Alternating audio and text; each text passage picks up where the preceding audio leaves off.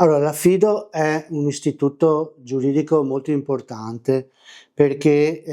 in un qualche modo dà la possibilità a dei bambini, dei ragazzi, dei preadolescenti che si trovano in una situazione di fragilità di varia natura che poi magari vedremo, di poter essere accolti in una famiglia e poter in un qualche modo cercare di riprendere il loro sviluppo evolutivo.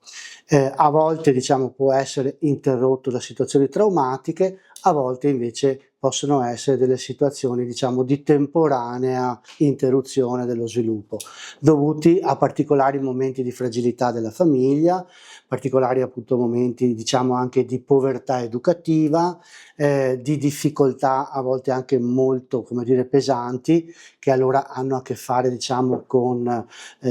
decreti e disposizione del tribunale e di fatto però è un istituto ben normato che segue delle linee guida nazionali e anche regionali. La particolarità dell'affido è che è sempre temporaneo, cioè dura 2 anni con la possibilità di essere poi rinnovato. Gli affidi appunto possono essere anche preadottivi, nel senso che prima di, in qualche modo, il giudice prima di definire o decretare un'adozione definisce la possibilità in qualche modo di dare alla famiglia affidataria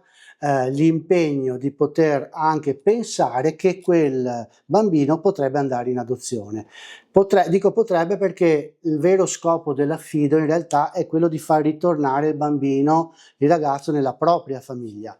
È come dire un'invocazione nobile, però di fatto molte volte questo non è possibile. Non è possibile perché tra virgolette ci sono situazioni di degrado così forte che magari cadono nella malnutrizione, nel maltrattamento, nell'abuso, cioè quelle situazioni che non sono recuperabili rispetto alla famiglia originaria spesso si traducono appunto in affidi che possono essere appunto preadottivi o affidi diciamo di più lunga durata. Quindi da questo punto di vista l'affido è un vero atto d'amore che questa famiglia, le famiglie fanno a favore appunto esclusivamente del bambino, del minore, per dare lui una possibilità di riprendere un po' di legami e di calore familiare e di riuscire in qualche modo a tenersi anche il dolore del distacco, ma anche dal punto di vista insomma avere la possibilità di andare avanti con lo sviluppo. Da un punto di vista diciamo dei numeri, se vogliamo parlare un po' di numeri, noi abbiamo tra Treviso, Asolo e Pieve sono un 130 affidi, di cui appunto molti sono attraverso decreto del Tribunale ordinario al Tribunale dei minori e sono quelli diciamo più pesanti. All'interno di questi poi ci sono affidi di 2 tipi, l'affido intrafamiliare che vuol dire che il bambino o la bambina viene assegnato, affidato a parenti entro il 4º grado.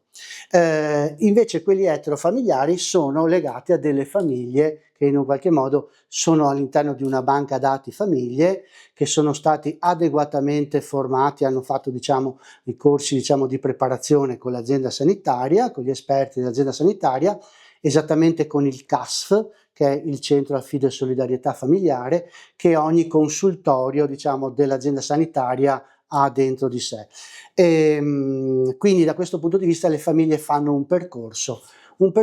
che serve all'inizio appunto di tipo informativo, questo lo facciamo anche tout court diciamo rispetto alla popolazione, ai cittadini in maniera generale. Poi ci sono famiglie che intendono provare a seguire questo percorso e si rendono conto durante diciamo questi incontri se è una cosa che potrebbe far per loro o in un qualche modo invece forse è motivo anche per fare delle riflessioni e dire beh forse questa cosa che